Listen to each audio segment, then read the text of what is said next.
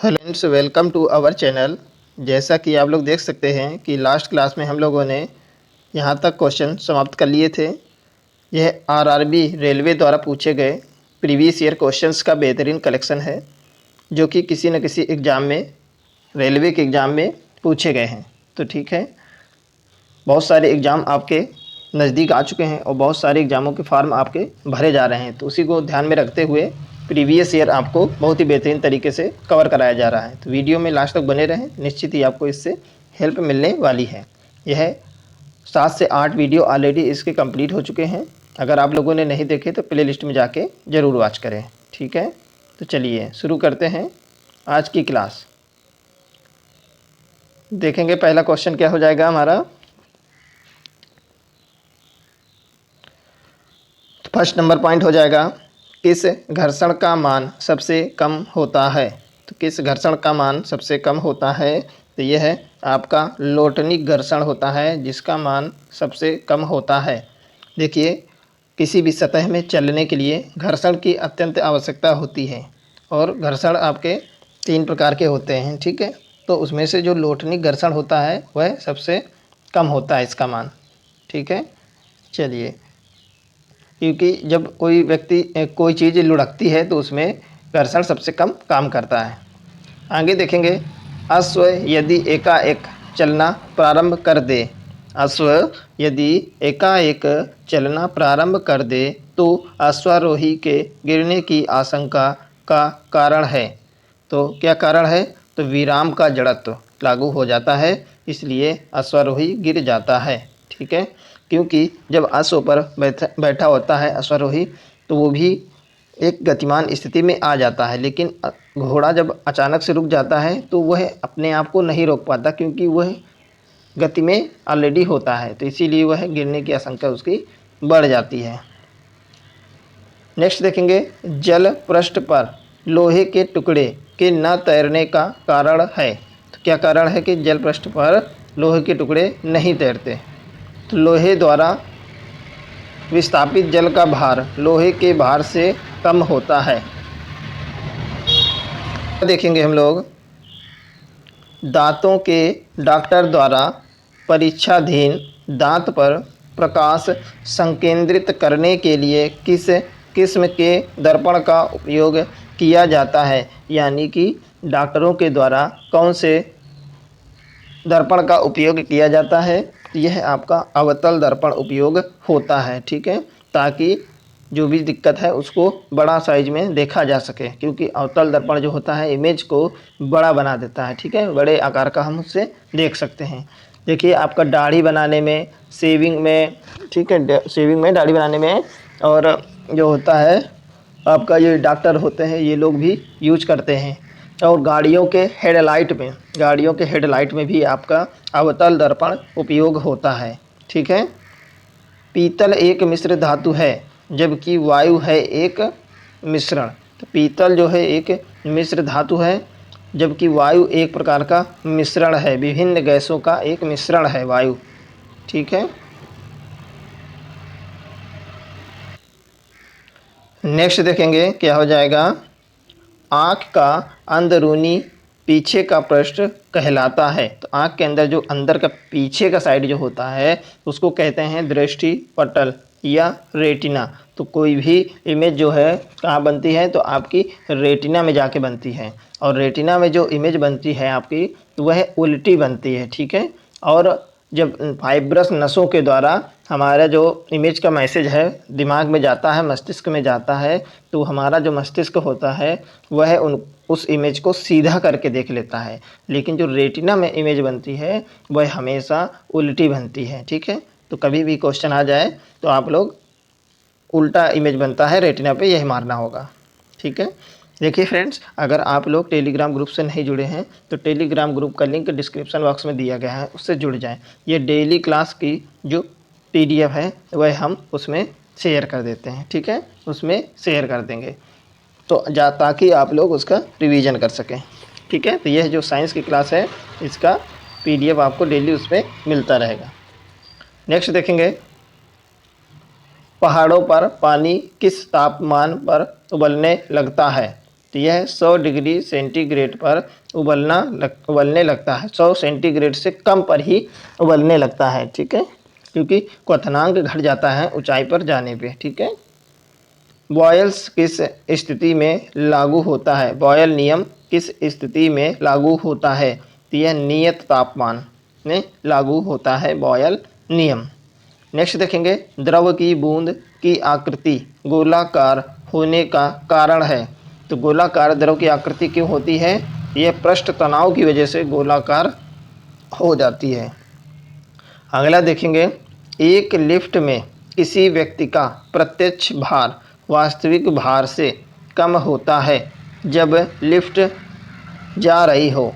तो यह जब लिफ्ट नीचे की ओर जाती है तो व्यक्ति को अपना भार हल्का प्रतीत होता है, ठीक है, हल्कापन प्रतीत होता है। और इसका जस्ट उल्टा होता है, जब लिफ्ट ऊपर की ओर जा रही होती है तो व्यक्ति को अपना भार सबसे ज़्यादा प्रतीत होता है, उसको लगता है कि हम बहुत भारी हो चुके हैं, ठीक है। चलिए नेक्स्ट देखेंगे, इलेक्ट्रॉन वहन करता है। तो इलेक्ट्रॉन क्या वहन करता है? तो 1 यूनिट ऋण आवेश वहन करता है इलेक्ट्रॉन, ठीक है। और प्रोटॉन इसी तरीके से वह 1 यूनिट धन आवेश वहन करता है प्रोटॉन, ठीक है। इलेक्ट्रॉन और प्रोटॉन पर सेम चार्ज होते हैं, बस इलेक्ट्रॉन पे नेगेटिव होते हैं और प्रोटॉन पे आपके पॉजिटिव चार्ज होते हैं। नेक्स्ट देखेंगे, सूखा बालू चमकीला क्यों दिखाई देता है जबकि गीला बालू धुतहीन होता है?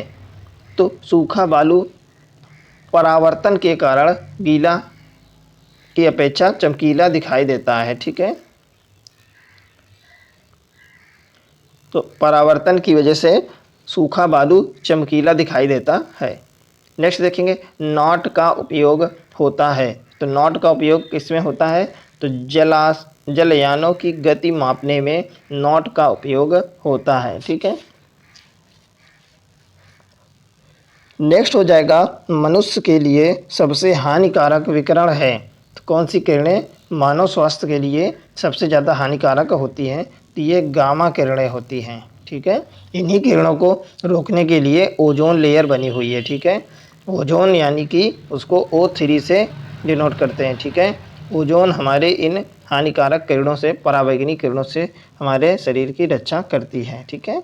चलिए नेक्स्ट देखेंगे, एंटीजन एक पदार्थ है जो प्रतिरक्षक तंत्र को चालू कर देता है, ठीक है। एंटीजन क्या है? एक प्रकार का पदार्थ है जो प्रतिरक्षक तंत्र को चालू कर देता है। नेक्स्ट देखेंगे, निर्वात में विद्युत चुम्बकीय तरंगों का वेग किसके बराबर होता है? तो यह प्रकाश के वेग के बराबर होता है, प्रकाश में वेग के बराबर होता है, ठीक है। निर्वात में विद्युत चुम्बकीय तरंगों का वेग प्रकाश के वेग के बराबर होता है, ठीक है। चलिए देखिए फ्रेंड्स, अगर आप लोगों को कंटेंट पसंद आता है, ठीक है, तो आप लोग ज़्यादा से ज़्यादा इसको शेयर करें और वीडियो पसंद आता है तो इसको लाइक भी करें। इससे हमको नए वीडियो बनाने के लिए, अच्छा कंटेंट बनाने के लिए मोटिवेशन मिलता है, ठीक है। चलिए, और चैनल को जरूर सब्सक्राइब कर लें क्योंकि इसमें एसएससी के प्रीवियस ईयर क्वेश्चंस का बेहतरीन कलेक्शन कराया जा रहा है। जो भी एसएससी ने जीएस के क्वेश्चन प्रीवियस ईयर एग्जामों में पूछे हैं और रेलवे के तो आपके कराए ही जा रहे हैं, तो निश्चित ही आपको हेल्प मिलेगी इस चैनल से जुड़ के। और बहुत सारा कंटेंट ऑलरेडी पड़ा हुआ है, तो आप लोग प्ले लिस्ट में जाके ज़रूर देखें, 1 मिनट का समय निकाल के। आगे देखेंगे हम लोग, समान ताप के 2 गेंद टकराने से किस राशि का संरक्षण होता है? तो समान ताप के 2 गेंद टकराने में संवेग का संरक्षण हो जाता है, ठीक है। नेक्स्ट देखेंगे, पृथ्वी की भ्रमण गति है। तो पृथ्वी की भ्रमण गति जो है कितनी है?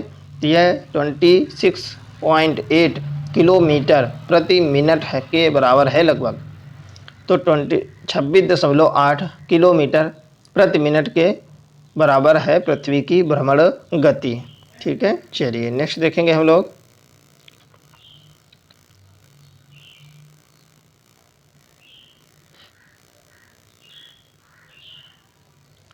नेक्स्ट पॉइंट हो जाएगा, तेलों के जमने में किसकी क्रिया होती है? तो असंतृप्त तेलों का उत्प्रेरक की उपस्थिति में हाइड्रोजनीकरण हो जाता है। ठीक है। नेक्स्ट देखेंगे, किस भौतिक राशि का मात्रक टेस्ला है? तो चुंबकीय क्षेत्र की तीव्रता का मात्रक टेस्ला है। ठीक है, टेस्ला। नेक्स्ट हो जाएगा, किसी घड़ी के लोलक की लंबाई बढ़ाए जाने पर क्या होता है? तो किसी घड़ी के लोलक की लंबाई बढ़ाए जाने पर अवधि बढ़ती है, वह घड़ी पीछे हो जाती है। ठीक है, अवधि बढ़ जाती है और घड़ी पीछे हो जाती है, यानी स्लो हो जाती है चलने में। नेक्स्ट हो जाएगा, रॉकेट के कार्य का सिद्धांत है। तो क्या सिद्धांत है? तो रेखीय संवेग संरक्षण के सिद्धांत पर रॉकेट काम करता है। ठीक है। चलिए नेक्स्ट देखेंगे, एक बार बराबर होता है। तो एक बार जो है किसके बराबर होता है? तो यह 10 की पावर 5 पास्कल के बराबर होता है एक बार। नेक्स्ट हो जाएगा, फिनोल का जिंक पाउडर के साथ आसवन करने पर प्राप्त होता है। क्या प्राप्त होता है? तो यह आपका प्राप्त होता है बेंजीन। ठीक है।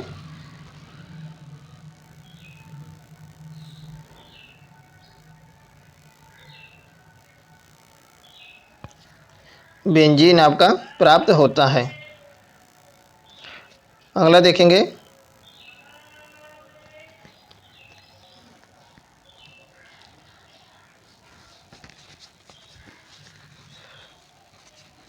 अब देखिए जो ऊपर आपका आया है एक बार, तो यह किसको मापते हैं? इससे दाब मापने का यह यंत्र है। ठीक है, बार से क्या मापते हैं? दाब मापते हैं। ठीक है, दाब मापी यंत्र है यह बार। ठीक है, यह एक बड़ा एक मात्रक है। नेक्स्ट देखेंगे, पाइरोमीटर का उपयोग किस राशि के मापन में किया जाता है? तो पाइरोमीटर का उपयोग जो होता है उच्च ताप को मापने में किया जाता है, यानी कि 1500 सेंटीग्रेड से भी ज़्यादा अगर तापमान आपको मेजर करना है तो आपको पाइरोमीटर का उपयोग करना होगा। नेक्स्ट देखेंगे, और जो पाइरोमीटर होता है आपका, इसको विकिरण तापमापी भी कहते हैं। ठीक है, विकिरण तापमापी भी कहते हैं। ठीक है। चलिए नेक्स्ट देखेंगे, जब लोलक घड़ी की लंबाई चौगुनी की जाती है तब उसकी समयावधि कितनी होती है? जब लोलक घड़ी की लंबाई आपकी चौगुनी हो जाती है तो उसकी समयावधि दुगनी हो पाती है। ठीक है, दुगनी हो जाती है। नेक्स्ट देखेंगे, डायोड से धारा कितने दिशा में बहता है? तो डायोड से धारा एक दिशा में बहता है। ठीक है, एक दिशी रहता है। डायोड से धारा जो है एक दिशी रहता है। नेक्स्ट हो जाएगा, सबसे कठोरतम पदार्थ है। तो सबसे कठोरतम पदार्थ आपका हीरा है, जो कि एक अधातु है। ठीक है, जो कि एक अधातु है। जैसा कि आप लोग जानते हैं कि जो अधातुएं होती हैं वह ज़्यादा कठोर नहीं होती हैं धातुओं की तुलना में, लेकिन जो हीरा होता है यह एक्सेप्शन है। ठीक है, अपवाद है। क्यों? क्योंकि यह एक अधातु है और यही सबसे ज़्यादा कठोर भी है। मतलब कोई भी पदार्थ इतना कठोर नहीं है, ना कोई धातु, जितना कि हीरा कठोर है। तो इसीलिए हीरा सबसे कठोरतम पदार्थ कहलाता है, जबकि यह अधातु है। ठीक है, कार्बन का एक रूप है। ठीक है, कार्बन का अपर रूप है हीरा। नेक्स्ट हो जाएगा, कार्बोरेटर किस इंजन में होता है? तो कार्बोरेटर जो होता है यह पेट्रोल इंजन जो होते हैं उसमें कार्बोरेटर का उपयोग किया जाता है। नेक्स्ट देखेंगे, एक रेडिएशन पायरोमीटर में तापक्रम प्रयोग किया जाता है। तो यह 100 सेंटीग्रेड तक उपयोग किया जाता है। एक रेडिएशन पायरोमीटर में तापक्रम 100 सेंटीमीटर तक का उपयोग किया जाता है। नेक्स्ट देखेंगे, द्रव में डूबी किसी वस्तु पर उत्प्लावन बल निर्भर करता है। किस पे निर्भर करता है? तो यह वस्तु के आयतन एवं द्रव के घनत्व पर निर्भर करता है। ठीक है। नेक्स्ट देखेंगे, किसके प्रयोग से भट्ठी का तापक्रम मापा जाता है? तो भट्ठी का तापक्रम जो होता है काफ़ी ज़्यादा होता है, तो उसको किससे मापते हैं? तो ये पाइरोमीटर होता है। ठीक है, पाइरोमीटर से 1500 सेंटीग्रेड से भी ज़्यादा, 1500 डिग्री से ज़्यादा तापमान मापा जा सकता है। ठीक है। नेक्स्ट देखेंगे, चाबी भरी घड़ी में कौन सी ऊर्जा होती है?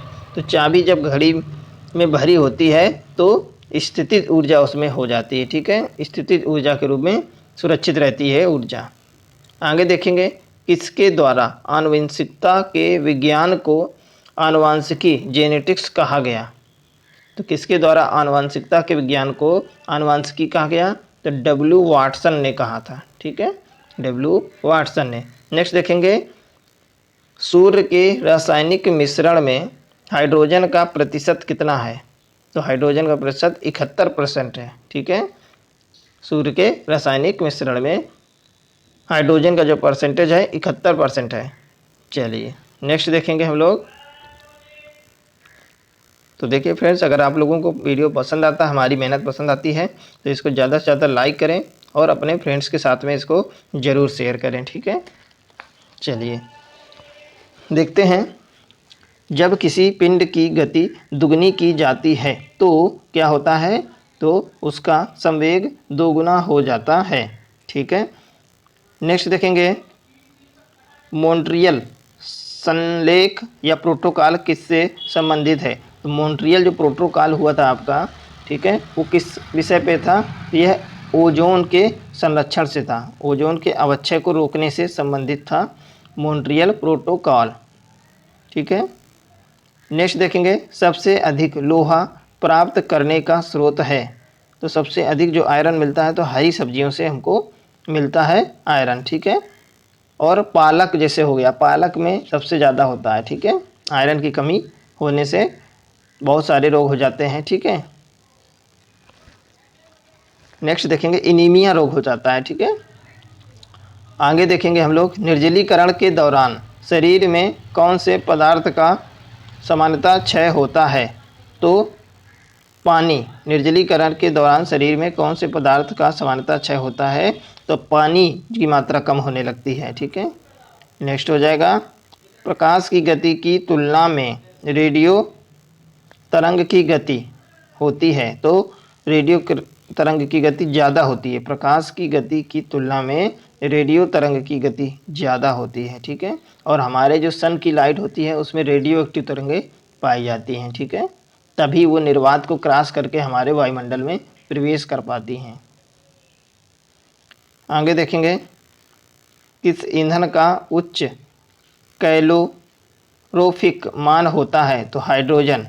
किस ईंधन का उच्च कैलोरीफिक मान होता है? यह हाइड्रोजन का होता है। नेक्स्ट हो जाएगा, 1 किलोबाइट बराबर होता है? तो 1 किलोबाइट किसके बराबर होता है? यह 1024 बाइट्स के बराबर होता है, ठीक है, 1024 बाइट्स के बराबर होता है। इसको 1 MB भी बोलते हैं, ठीक है। 1 MB किसको बोलते हैं? 1024 बाइट्स को 1 MB बोलते हैं। और 1024 MB को क्या बोलते हैं? 1024 MB को बोलते हैं 1 GB, ठीक है, 1 GB बोलते हैं। और 1024 GB को क्या बोलते हैं? तो 1024 GB को बोलते हैं 1 TB, ठीक है, टेराबाइट। इस प्रकार आप लोग देख सकते हैं। नेक्स्ट देखेंगे, ग्रीन हाउस प्रभाव का परिणाम है? तो क्या परिणाम है? पृथ्वी पर औसत तापमान का बढ़ना। ग्रीन हाउस प्रभाव में क्या होता है? पृथ्वी का तापमान बढ़ने लगता है।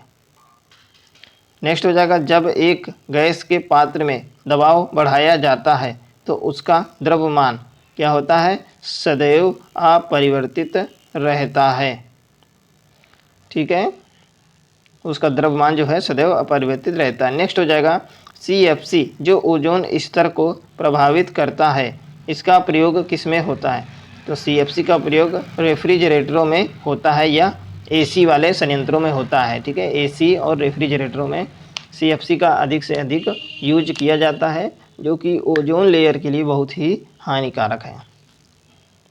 नेक्स्ट हो जाएगा, CFC क्या है जो ओजोन स्तर को प्रभावित करता है? तो यह क्लोरोफ्लोरोकार्बन है, ठीक है, इसका फुल फॉर्म है क्लोरोफ्लोरोकार्बन। नेक्स्ट हो जाएगा, मानव किडनी स्टोन में उपस्थित प्रमुख रासायनिक यौगिक है? तो कौन सा यौगिक है? तो कैल्शियम ऑक्जेलेट, ठीक है, यह प्रमुख रासायनिक यौगिक है। मानव किडनी स्टोन में, ठीक है, कैल्शियम ऑक्जेलेट की वजह से तो मानव किडनी में जो स्टोन हो जाता है उसमें जो कैल्शियम ऑक्जेलेट पाया जाता है। नेक्स्ट है, रंगीन टीवी में किस तरह के प्रकाश के संयोग से रंगीन चित्र बनता है? तो रंगीन टीवी में किस तरह के प्रकाश के संयोग से रंगीन चित्र बनता है? तो नीला, हरा और लाल, यह तीनों रंग के संयोग से ही हमारा कलर्ड चित्र दिखाई देता है। नेक्स्ट हो जाएगा, जब तालाब का बुलबुला सतह पर आता है तो क्या होगा? तो आकार बढ़ जाता है, ठीक है। जब तालाब का बुलबुला सतह पर आता है तो उसका आकार बढ़ जाता है। नेक्स्ट देखेंगे, ध्वनि प्रदूषण के लिए मुख्य प्रदूषक है, तो क्या है? यह शोरगुल, शोरगुल है मुख्य प्रदूषक। नेक्स्ट देखेंगे, प्रेशर कुकर में भोजन जल्दी पकता है क्यों पकता है? क्योंकि दाब बढ़ने से पानी का क्वथनांक बढ़ जाता है, ठीक है, इसीलिए भोजन जल्दी पक जाता है, क्वथनांक बढ़ जाता है, ठीक है। नेक्स्ट देखेंगे, अम्ल वर्षा मुख्यतः किस गैस के कारण होती है? तो अम्ल वर्षा जो होती है यह मुख्यतः SO2 इसका रीजन है, लेकिन SO2 के साथ साथ CO2 गैस भी इसके लिए जिम्मेदार रहती है, लेकिन सबसे ज़्यादा जो हानिकारक है वह SO2 गैस है, ठीक है। नेक्स्ट हो जाएगा, कौन सा पदार्थ बायोगैस का सबसे महत्वपूर्ण घटक है? कौन सा पदार्थ है? तो यह मीथेन, मीथेन आपका सबसे महत्वपूर्ण घटक है बायोगैस का। इसका फार्मूला होता है CH4, ठीक है, मीथेन का फार्मूला होता है CH4। तो ठीक है फ्रेंड्स, इसी प्रकार के बेहतरीन कंटेंट के लिए हमारे चैनल को सब्सक्राइब करें। कंटेंट पसंद आता है तो लाइक और शेयर करना बिल्कुल ना भूलें, इससे हमको नए नए वीडियो बनाने के लिए मोटिवेशन मिलता है। तो चलिए फ्रेंड्स, मिलते हैं नेक्स्ट क्लास में। इसी प्रकार से SSC के प्रीवियस ईयर क्वेश्चंस का बेहतरीन कलेक्शन और रेलवे का बेहतरीन कलेक्शन आपको रेगुलर बेसिस पे मिलता रहेगा, तो चैनल से ज़रूर जुड़ जाएं। Okay, take care.